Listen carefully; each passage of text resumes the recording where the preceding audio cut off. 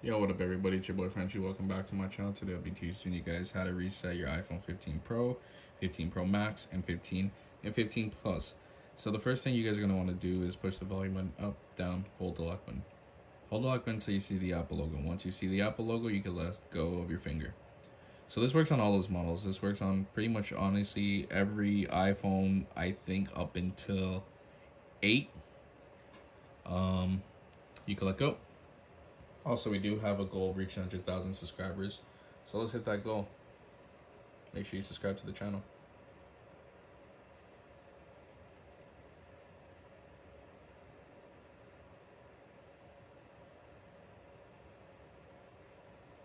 And there you guys go, your phone's been resetted.